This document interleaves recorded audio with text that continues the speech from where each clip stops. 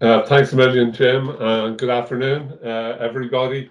It's fantastic to see so many people here. We've over 150 people, which exceeds our greatest expectations for this webinar. So it's fantastic that people are going to get a chance to hear about what we have on offer today.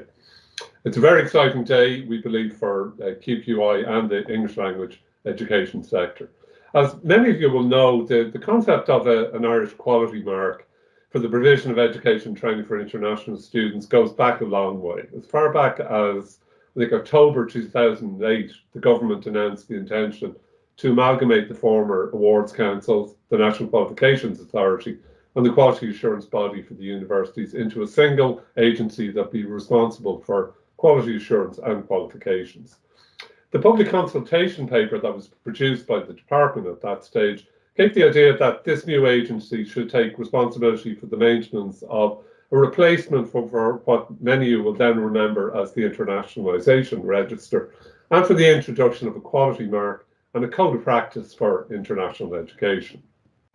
Furthermore, the consultation paper said that this would also involve some responsibilities for the first time for the regulation of the English language sector on a statutory basis, and would give a new role to this organisation that would replace the ACEL's Advisory Council for English Language School System that had been operated by NQAI previously.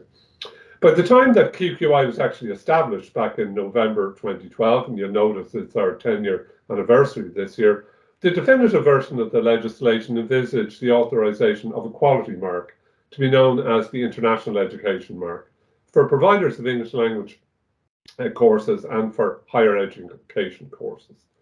Soon after the establishment, there followed, which again many of you will remember, a very challenging period for many colleges that were offering a mixture of English language and other business and related courses, mainly to visa-required students, which culminated in 16 such colleges closing, sometimes very abruptly, between April 2014 and May 2015.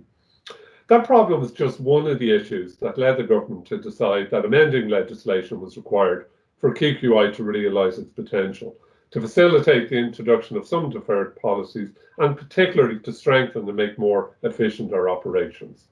So in October 2018, the then Minister for Higher Education introduced the Qualifications and Quality Assurance Amendment Bill, noted that the main purpose of the bill was to further empower QQI as a regulator of quality and to strengthen our role in ensuring high standards across Ireland's education system. The Minister went on to note that the International Education Mark, or the IEM, would form part of Ireland's international education strategy, which aimed to foster and strengthen Ireland's reputation as a destination of choice for international students. She further noted that to obtain the IEM, providers would have to demonstrate compliance with key criteria and practices covering the protection for enrolled learners, the whole process of recruitment and admission, provision of information, welfare of students, cultural awareness, and academic support provision. Once in place, only providers authorised to use the IEM would be eligible to recruit international visa-required students. The provision for variants of the IEM to reflect and respond to the demands of different type of education provision were also looked at. So the Minister noted at that point that there would be two initial forms of the IEM, one of which would apply to the higher education sector and the other to the English language education sector. Since that Amendment Act became law in 2019, we've been working very hard on the different elements that must be in place before the IEM can be authorised. Later on in the webinar, you will hear from my colleagues about the work programme for the due diligence assessment of providers, for the plans for the establishment of a statutory protection for learner scheme or learner protection fund, and for the development of a code of practice for English language education. We all know that international education is one of the key priorities outlined in QQI's recently developed Statement of Strategy 2022-24.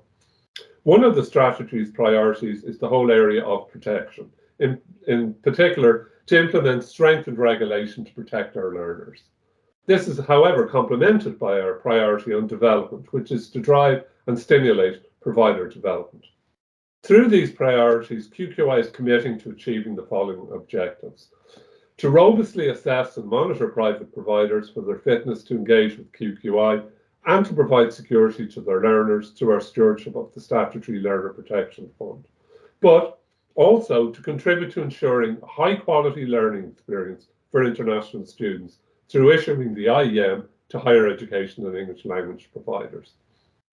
Following the approval of our Statement of Strategy by the QQI Board and its endorsement by the current Minister for Further and Higher Education, Research, Innovation and Science in September 2021, I undertook to try and position and restructure QQI so that it could best deliver on the priorities in our Statement of Strategy, and particularly on the new functions that were bestowed to us through the Amendment Act in 2019, namely one of those around international education. So for that purpose, we've established a new Directorate for Development, led by Dr. Jim Murray, who you've just heard from, which contains an international education unit. This unit is led by Mary Grennan, who QQI recruited last year as our Head of International Education. Many of you will know Mary, and she has experience of the English language sector through her role as Academic Director of International House Dublin and Director of International House Galway for over 2 decades, where he has also been involved for many years in quality assurance assessment of language centres. The IEM, however, is only one piece of QQI's work in what we term our amended legislative programme that will see the development of due diligence assessment for private providers, the establishment of the Statutory Learner Protection Fund, strengthened provisions for the protection of academic integrity, and a process for listed awarding bodies so their awards can be included in the National Framework of Qualifications. This extensive programme involves a significant cross-organisational effort by QQI, involving my colleagues in the newly established Development, Integration and Awards Directorates and the Partnership Division, as well as colleagues in the Corporate Services Directorate. So truly a cross-organisational operation. We at QQI believe that this is an opportune time for Ireland to enhance its reputation as a safe and welcoming country for international students, and we believe that the IEM can play a major part in boosting confidence in the high-quality English language education provision that QQI can offer. I'll hand you back now to Jim, who will introduce our next speaker. Thanks.